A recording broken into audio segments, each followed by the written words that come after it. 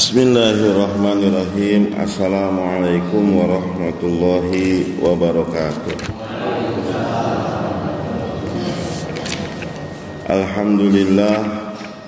Alhamdulillahi rabbil alamin. Wa bihi nasta'inu ala umuri dunya waddin. Wassalatu wassalamu ala ashrafil anbiya'i wal mursalin wa ala alihi wa ashabihi ajma'in. Amma ba'du.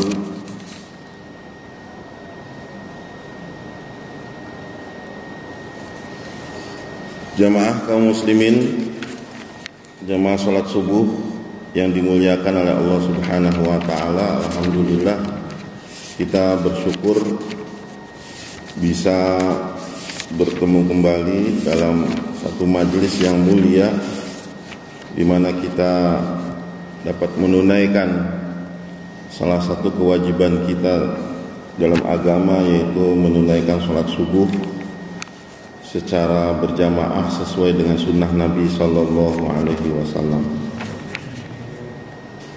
Hadirin yang dimuliakan oleh Allah, di sini saya akan sampaikan satu hadis Nabi Sallallahu Alaihi Wasallam, di mana Rasulullah sallallahu alaihi wasallam bersabda,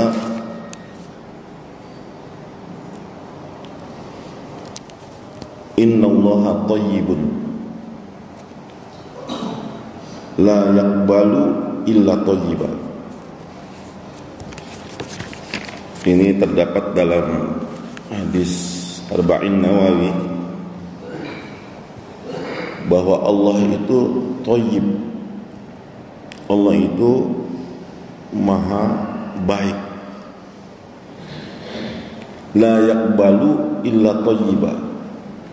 Dan Allah itu tidak menerima kecuali yang baik. Yang dimaksud baik di sini adalah, kalau di dalam Al-Quran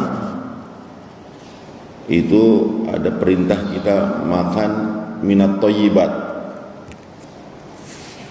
makan yang halal dan juga yang baik. Nah, thayyib yang dikehendaki oleh Allah tentu bukan thayyib ataupun baik menurut yang lainnya. Bisa saja thayyib menurut masyarakat Eropa, masyarakat Amerika, ataupun orang-orang Yahudi, orang-orang Nasrani, berbeda dengan thayyib baik menurut Allah Subhanahu wa taala. Dan inilah Allah itu mengatur, ya, sebagaimana di dalam hadis Nabi sallallahu alaihi wasallam yang lain, bahwa Allah itu ada nanti di yaumil hisab, ada pertanyaan-pertanyaan yang Allah Subhanahu wa taala akan ajukan kepada manusia. Yang pertama adalah masa muda, yang kedua adalah umur, yang ketiga, nah ini yang bersangkutan dengan hadis ini, la yazalu qadama 'abdin hatta yus'ala an arba', tidak akan bergeser sedikit pun kaki seorang hamba itu sampai dia akan ditanya mengenai 4 perkara. Dia akan ditanya mengenai 4 perkara, 4 masalah. Yang pertama adalah tadi masa muda. Masa muda memang berbeda. Ada pertanyaan yang keduanya, itu umur. Seharusnya umur sama masa muda itu satu paket, tapi Allah pisahkan karena beda. Ini masa muda ini punya potensi. Orang-orang yang sudah pensiun, orang-orang yang sudah uzur, sudah tua, bisa saja dimaklumi. Tapi ketika muda itu berbeda, akan ditanya. Kebanyakan di mana-mana tempat organisasi Islam memang menggarap pemuda itu luar biasa.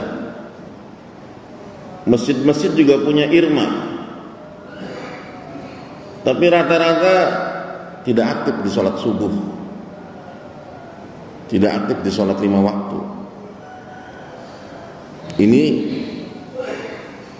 hampir yang saya temui ya. Itu kalau ada acara-acara irma turun. Suatu ketika saya pernah ngisi di daerah Majalengka. Saya tanya irmanya ada berapa? Irma istilahnya aktif sekali itu, bergerak ini itu dan sebagainya. Karena sambutannya ketua Irma langsung jawab ya, kurang lebih 150. Saya tanya yang sholat rutin 5 waktu ada berapa? Paling 3-4 orang. 3-4 orang saja. Nah ini yang menyedihkan. Nah kita membahas sekarang ini masalah pertanyaan yang ketiga. Allah akan tanya kita itu nanti di yaumil hisab, min aina iktasabah, dari mana kamu dapatkan harta dan kemana kamu keluarkan harta. Baru yang keempatnya tentang ilmu. Ini resiko kita punya tanggung jawab setelah pengajian-pengajian itu adalah amal. Sejauh mana kamu amalkan ilmu yang kamu ketahui. Yang lain itu satu-satu pertanyaan, tapi yang ketiga 2 pertanyaan. Dari mana dan kemana? Ini berhubungan dengan tadi innallaha thayyibun la yaqbalu illa thayyiba, bahwa Allah itu maha baik dan tidak menerima kecuali yang baik. Maka dari mana ini menentukan banget. Dari mana kamu dapatkan harta kamu? Kita mempunyai pekerjaan, penghasilan ya, sebagai manusia yang memiliki keperluan. Tapi Allah Subhanahu wa ta'ala menentukan bagaimana muamalah yang baik, bekerja yang baik, terutama penghasilan itu. Karena penghasilan itu seandainya positif ataupun baik, keluarnya bisa 2 macam. Ini penghasilan sudah dapat nih, baik nih, halal, halalan thayyibah, halal lagi baik. Kita punya penghasilan dari gaji, dari perdagangan, dari bisnis, dari pertanian, perkebunan dan sebagainya. Betul pemasukannya, tapi pengeluarannya bisa jadi 2, bisa jadi positif, bisa jadi negatif. Bisa keluar di pintu yang diharamkan oleh Allah dan juga bisa keluar di pintu yang dihalalkan oleh Allah SWT. Itu kalau baik. Tapi kalau sudah masuknya saja sudah negatif, masuknya saja sudah bukan thayyibah, bisa dikatakan tidak halal, walaupun 1 rupiah ataupun jutaan rupiah, miliaran rupiah, kalau masuknya saja sudah tidak baik, keluarnya apapun bentuk keluarnya pasti tidak baik. Nah ini maksudnya. Bentuk keluarnya apa saja pun tidak baik. Seorang koruptor, dia dapat uang dari korupsi. Koruptor itu jangan dibayangkan oh mereka yang pejabat-pejabat tinggi. Kadang-kadang koruptor itu koruptor yang kecil-kecil, dari mulai tingkat desa, tingkat RT, itu bisa jadi koruptor juga. Sama. Kalau kata Cak Lontong sih, koruptor itu tidak akan jadi koruptor ya, orang yang korupsi itu tidak akan jadi koruptor kalau belum ketangkep. Kalau ketangkep baru jadi namanya koruptor. Kalau belum ketangkep sih tetap jadi pejabat namanya, pengurus. Begitu ketangkep baru namanya koruptor. Ada koruptor koruptor harta, ada koruptor juga koruptor waktu. Digaji tapi tidak digunakan untuk pekerjaan. Dia dibayar sebetulnya 8 jam sehari, tapi masuk kantor hanya 2 jam, masuk kantor hanya 3 jam, selebihnya ngobjek. Ini udah korupsi. Dia korupsi waktu. Ini udah gak halal, sudah gak betul, inputnya sudah gak betul itu. Dia dapat dengan disumpah dia bekerja itu 8 jam sehari, tiba-tiba dia gunakan hanya 2 jam, 3 jam, berarti yang sisanya itu digunakan tidak sah untuk dia. Ini fikih. Maka ketika inputnya saja sudah rusak, sudah negatif, keluarnya apapun itu pasti negatif. Apapun, mau digunakan untuk fisabilillah, digunakan untuk haji, untuk umrah, untuk sedekah, untuk bangun masjid, yatim piatu, fakir miskin dan sebagainya, tetap tertolak. Karena masuknya saja sudah negatif. Apapun bentuknya, apapun bentuknya itu dari kebaikan, tetap jadinya negatif. Uang panas, uang haram, itu kemanapun akan tetap haram, gak bisa dicuci dengan apapun.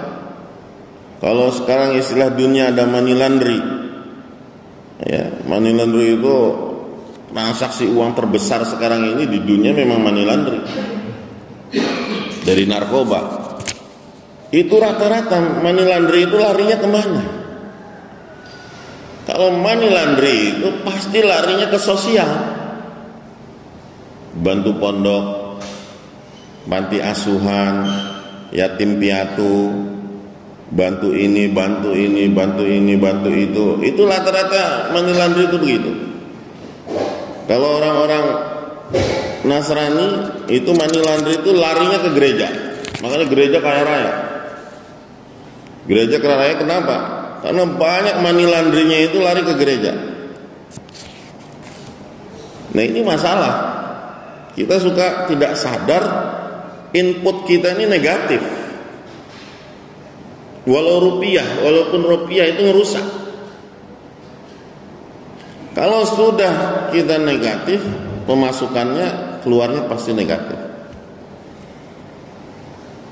Yang positif saja bisa jadi negatif dan positif, masuknya nih bener nih halal, itu kemungkinannya bisa dua.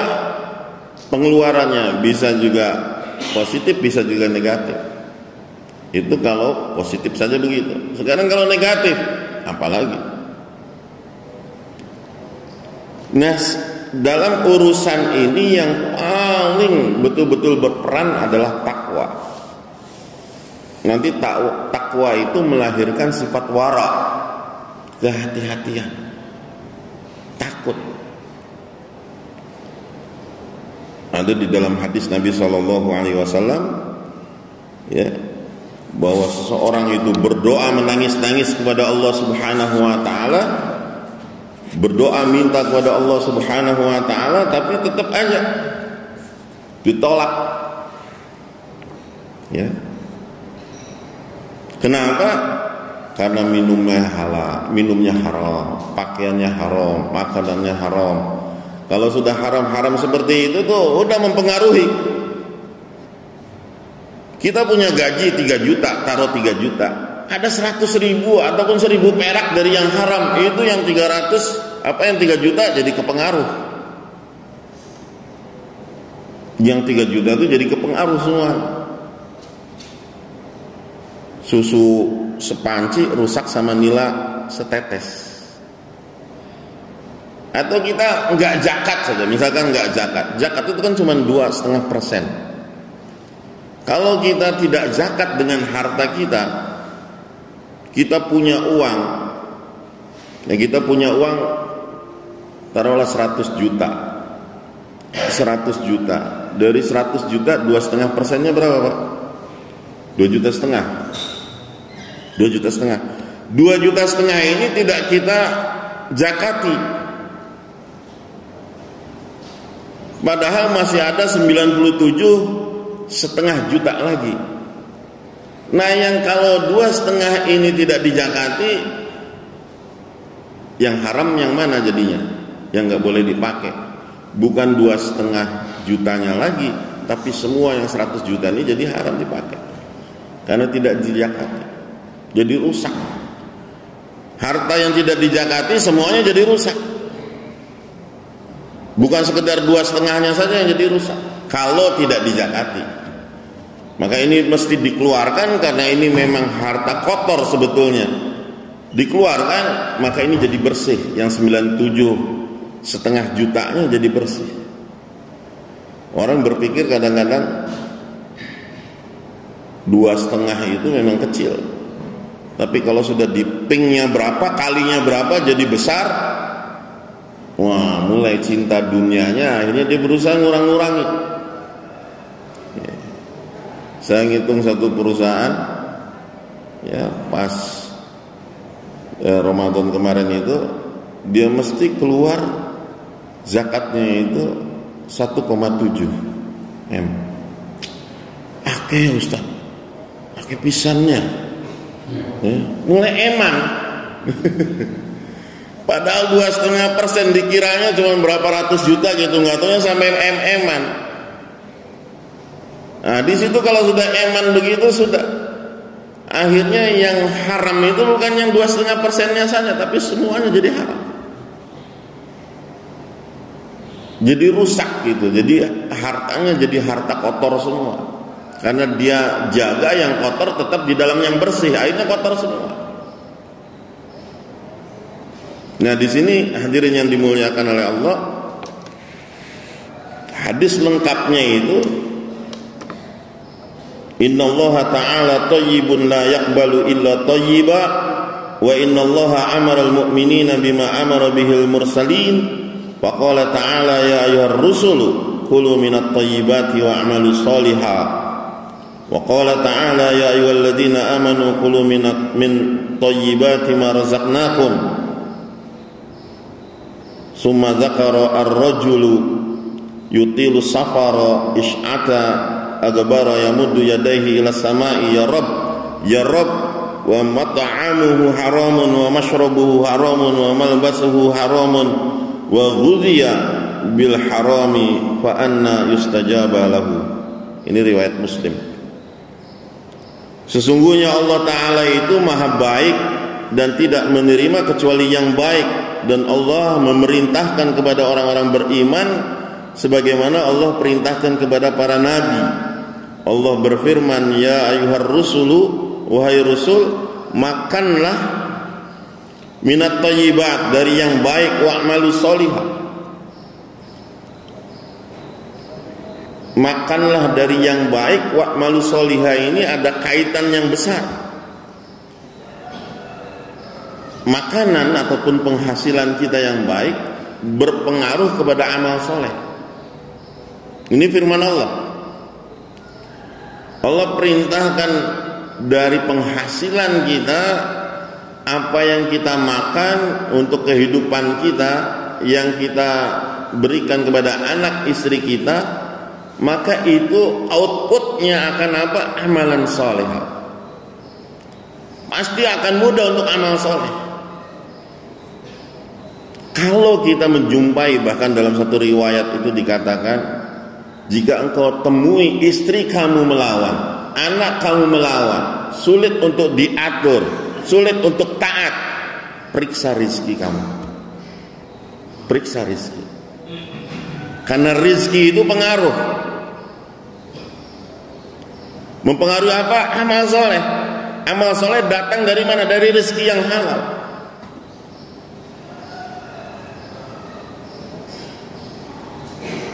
Saya punya santri itu ada jenis nakal, ada jenis malas. Ini biasanya penyakit santri.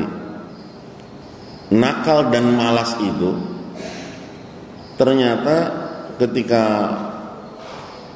kita ini kan orang tua dan sebagainya, bukan dari sebab bagaimana dia di rumah ataupun lingkungan rumah, yang paling pengaruh besar adalah penghasilan. Penghasilan itu pengaruh. Orang tuanya punya penghasilan yang gak jelas, taruhlah orang tuanya pelaku riba, dia riba, baik riba secara legal, misalkan dengan bank dan sebagainya, ataupun rentenir, suka membungakan. Nah itu anak-anaknya pasti nggak beres, malas ataupun nakal. Itu pengaruhnya besar. Allah sendiri berfirman tadi, dari makanan yang baik itu akan munculnya nanti amalan soleh. Kemudian di sini yang hadis tadi saya sebutkan, ar-rajula yutilus safar, seorang laki-laki dia dalam perjalanan safarnya, dan musafir itu seharusnya mustajab doa. Musafir itu mustajab doa.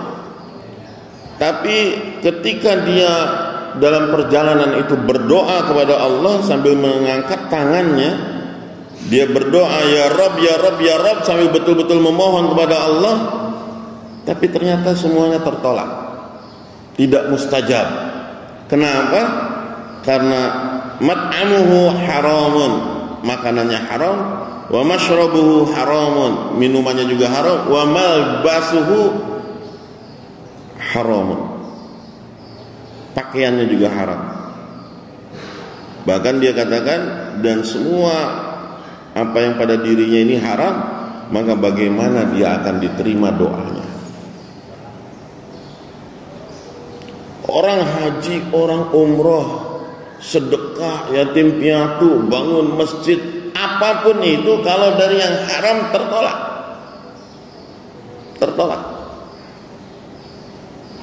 Karena hadirin yang dimuliakan oleh Allah, orang itu ya didemikian rakus bekerja, pengen punya rumah, udah punya rumah pengen ngasih rumah ke anak, sudah punya mobil pengen ngasih mobil ke anak.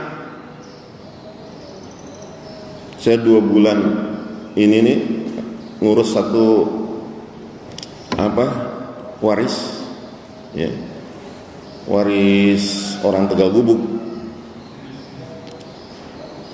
Harta peninggalannya itu uang cashnya saja, uang cash di luar tanah, di luar sawah dan sebagainya, itu 2,1 M. 2,1. Dia punya anak 3. Nah kemudian setiap anaknya itu ada toko, ada sawah, ada rumah, ada tanah, ada mobil. Setiap anaknya itu masing-masing ini kan. Ya. Sedangkan anak-anaknya sendiri juga punya tabungan. Tabungan anaknya tuh paling minimal 1 M semua. Pengusaha Tegal Gubuk. Bukan gubuk lagi sebetulnya. Jadi saya urus, Masya Allah. Orang itu betul-betul dia cerita bagaimana ingin setiap anaknya itu hidupnya sempurna, semuanya ada, lengkap, tidak salah. Namun ketika kita kumpulkan, kita meninggal dunia, dan ketika kita meninggal dunia itu apapun urusan warisan itu adalah halal bagi anak. Bagi anak itu halal. Harta yang paling halal itu adalah warisan sebetulnya. Tapi orang tua yang bertanggung jawab nyarikan ini harta, walaupun itu untuk anak, dia bertanggung jawab nanti di akhirat, dia menghisab dari mana dia dapatkan itu semua. Nah ini hadirin yang dimuliakan, dari mana dia dapatkan itu semua.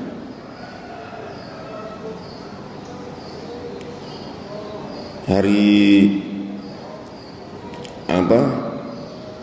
Senin, saya silaturahmi Senin kemarin, saya silaturahmi ke Gus Koyum di Lasem. Beliau ngasih materi luar biasa. Beliau katakan rizki itu, katanya, rizki itu ada 4. Ada rizkon hasanah, rizki yang baik. Ada rizkon min ladunna, rizki yang laduni. Ada rizkon lil ibad, rizki yang untuk sesama hamba. Dan juga ada rizkon karimah, rizki yang memuliakan. Nah, beliau katakan ini rizki-rizki ini pengaruh besar dalam ibadah. Pengaruhnya besar. Orang dagang saja, misalkan ini HP. Sebetulnya HP ini murah saja, harganya 500.000. Kemudian kita jual 5 juta. Orang ada yang mau. Orang ada yang mau. Ini 500.000 dijual 5 juta. Orang ada yang mau. Tapi orang itu tidak tahu harga sebenarnya HP. Kita manfaatkan kebodohan dia tentang harga HP ini. Dia nggak tahu harga HP itu sebetulnya berapa. Tapi ketika dijual 5 juta dia mau. Halal atau tidak? Halal atau tidak tuh? Tidak. Tidak. Kita memanfaatkan kebodohan dia. Karena tidak tahu harga ini, kita untung besar kan? Tapi ridho, dia ridho, kita ridho. Benar ridho sama ridho. Tapi itu sudah masuk dalam menipu. Tidak jujur. Atau sebaliknya, kita membeli barang itu sebetulnya harganya mahal, tapi dia jual murah, dia nggak tahu harganya. Ada orang datang ke saya perlu uang, dia jual sepeda. Ustaz, udahlah 100.000 aja. Ini sepeda bagus bener. Bagus ini, kalau dijual di luar itu 700-an lah, 800 yang bekasnya saja. Tapi dia mau jual 100. Saya langsung tanya, sampean tahu nggak harga sepeda ini berapa? Bekasnya saja berapa? Nggak tahu, Ustaz. Nggak tahu. Ya, sebenarnya nggak boleh begitu. Ini saya beli. Ya. Kalau 500 terlalu murah nggak? Enggak usah 300 saja. Enggak, ini 700 ataupun 800. Kalau kita langsung beli, itu nggak boleh. Walaupun kita untung, tapi nggak betul. Nah, ini rizki yang hasanah, rizki yang baik, rizki yang tidak disangka, rizki lil ibad, dan rizki yang memuliakan. Ini masing-masing ada pembahasan. Kalau kita merendahkan diri kita dalam urusan rizki ini, kita dapat segalanya, belum tentu kita akan pertama mulia di sisi Allah. Yang kedua, belum tentu kita selamat dari hisabnya harta itu. Anak sih nerima, tapi kita yang mencari itu, yang mengumpulkan itu, bertanggung jawab di situ. Untuk apa? Membahagiakan anak, membahagiakan keturunan kita dengan sesuatu yang diharamkan. Maka hadirin yang dimuliakan oleh Allah, di sini Allah Subhanahu wa taala menghendaki supaya kita ini la yaqbalu illa thayyiba. Allah tidak menerima kecuali yang baik saja. Maka kita diperintah untuk senantiasa mencari rezeki yang baik, baik untuk diri kita, untuk anak-anak kita, untuk keluarga kita. Nafkah itu nafkah yang halal dipastikan dan juga haram. Susah kalau sudah dapat yang haram, itu susah. Mau dilarikan kemana? Mau dilarikan kemana? Dalam hal ini kalau saya lihat, hadirin, tingkat ketakwaan, kewaraan kita ini, ya di Indonesia khususnya, kalah jauh dengan orang-orang Islam di Barat. Mereka itu tidak mengenal, baru mengenal mungkin ya Islam itu secara ini. Tapi mereka sangat disiplin dalam zakat, sangat disiplin sama ini, sangat disiplin. Saya pernah suatu ketika ketemu suatu orang kapten kapal minyak. Dia kata, Ustaz, ini saya ada harta kotor. Harta kotor berapa? Ya, harta kotor, karena ketika kita jual minyak itu dari kapal ke kapal, walaupun sudah tonasenya betul, saya jual misalkan ini 10 ton minyak mentah, diterima oleh kapal yang ini 10 ton, tidak berkurang, saya tidak korupsi, Ustaz. Tapi ternyata di tangki itu masih ada sisa minyak lagi. Ini sisaan minyak ini, Ustaz, halal atau haram? Dan itu biasanya dibagi-bagi sama warga kapal.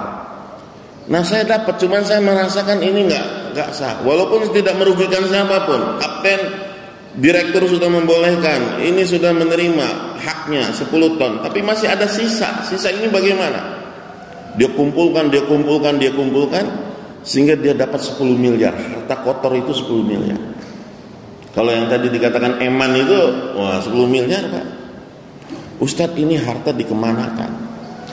Saya nggak berani makan. Dan ini bagi saya adalah harta yang kotor. Nah, ini sifat wara, sifat takwa. Hati-hati, karena ini akan jadi daging, akan jadi darah, akan menjadi pengaruh bagi kehidupan kita. Nah, dari pengajian yang singkat ini hadirin, saya pikir sudah belum ya? Belum. Nah, dari sinilah kita seharusnya meningkatkan ketakwaan kita, kewaraan kita. Ada rezeki yang hasanah, memang baik betul rezeki itu sudah pasti halal. Insya Allah kalau rezeki hasanah itu, dia akan membawa energi positif, ketaatan demi ketaatan. Kemudian ada rezeki min ladunna, rezeki yang laduni. Ada ilmu laduni, ada rezeki laduni juga. Rezeki laduni itu yang seperti apa? Yang tidak disangka-sangka. Tidak disangka-sangka. Dan Allah itu sebetulnya aslinya, Allah itu la yarzuqul mu'min, Allah tidak memberikan rezeki kepada mukmin itu kecuali min haitsu la yahtasib. Dari rezeki yang tidak disangka-sangka. Kalau ada rezeki yang tidak disangka-sangka, itu sudah pasti halal. Rezeki orang beriman. Kalau kita tidak pernah menerima rezeki yang tidak disangka-sangka, kita pertanyakan iman kita nih. Karena Allah itu suka memberi rezeki kepada orang yang beriman, yang Allah cintai itu dari rezeki yang tidak disangka-sangka.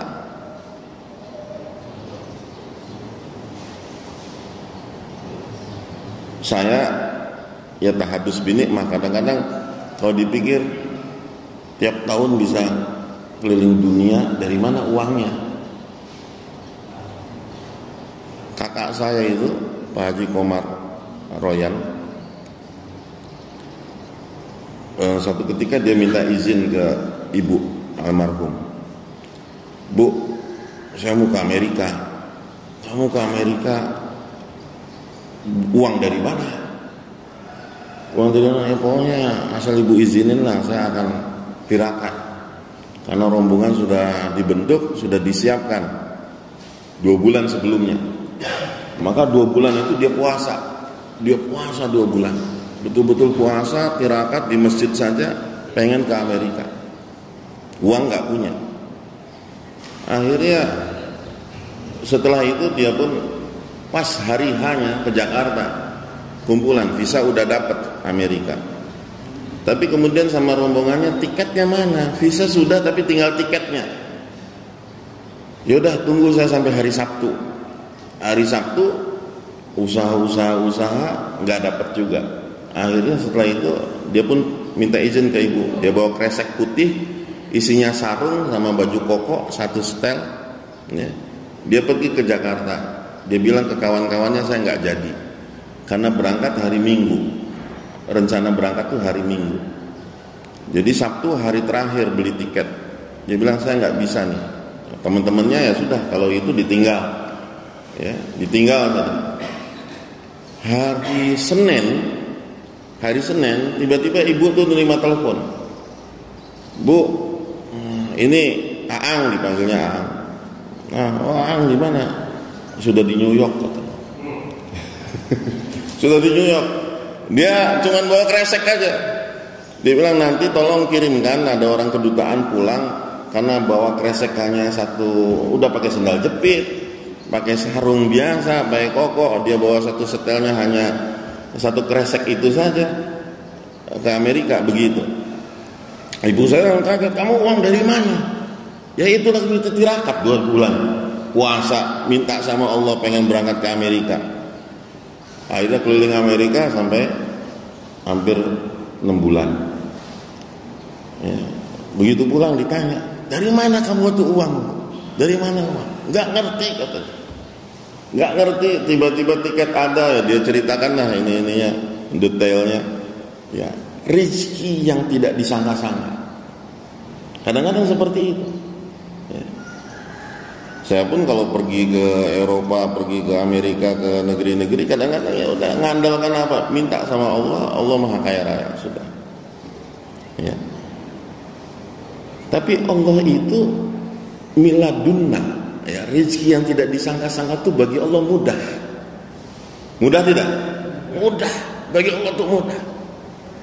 Biasanya orang yang takutan, tidak yakin sama Allah, dia tidak bersungguh-sungguh dalam ibadahnya, dia akhirnya gak yakin bahwa Allah itu Razak, Allah itu Maha Pemberi rezeki. Makanya Gus Koyum dia kasih amalan di dalam Al-Quran itu, khairul razikin itu disebut 5 kali. Kalau kamu doa, baca khairul razikin 5 kali, insya Allah Allah sebaik-baik pemberi rezeki kamu akan banyak. Ya, Allah khairul razikin, ya Allah, Allahumma ya Allah khairul razikin, Allahumma ya Allah khairul razikin, Allah sebaik-baik pemberi rezeki. Kemudian yang ketiganya adalah rizqul lil ibad, rezeki untuk sesama. Kita ngasih kepada orang, kita bantu orang, kita nolong orang, itu untuk sesama kita. Kadang-kadang orang ini ada seperti rasa peduli, ya. Ada yang memang tipis banget, ada yang tidak ada sama sekali, ada yang besar peduli itu. Walaupun dirinya nggak punya, tapi suka bantu orang. Nah ini sifatnya Nabi SAW. Yuksiruna ala anfusihim walau kana bihim khassasah. Merelakan dirinya kurang, yang penting orang lain bisa dibantu. Itu sifat orang beriman, sifat para sahabat radhiyallahu anhum ajma'in. Kemudian yang terakhir, rizqon karima. Ini dalam Al-Quran disebutkan rizki yang mulia. Ada rizki banyak tapi menghinakan, seperti para koruptor tadi saya cerita. Dia dapat rizki banyak. Saya ngisi di Cipinang, di penjara-penjara ini koruptor itu, ya, sama di Sukamiskin. Itu kalau mereka punya kamar itu mewahnya minta ampun, kamar penjara. Tapi memang dijual 50 juta, 70 juta, 200 juta, 300 juta. Mereka kalau bebas, ya itu yang baru itu nanti akan beli. Dan memang hartanya itu luar biasa. Walaupun para koruptor itu udah ditahan, hartanya masih aja banyak. Tapi di sini dia tidak mulia. Dia tidak mulia karena dia dapat label koruptor. Maka rizqon karima itu rizki yang memuliakan. Kita dapat rizki tapi tidak menghinakan kita, tetap kita dimuliakan. Ada rizki dengan minta-minta, ya dia dapat minta-minta, tapi menghinakan diri, martabat, maruah, kehormatan. Nah ini tidak baik. Allah suka kepada rizqon karima, rizki yang memuliakan kita. Dapat rizki tapi kita gak hina. Nah mudah-mudahan Allah Subhanahu wa ta'ala karuniakan kepada kita ketakwaan sebagaimana tadi yang diminta oleh Allah, dan juga sifat wara, sifat kehati-hatian dalam urusan rezeki ini, karena ini sangat berpengaruh dalam kehidupan kita.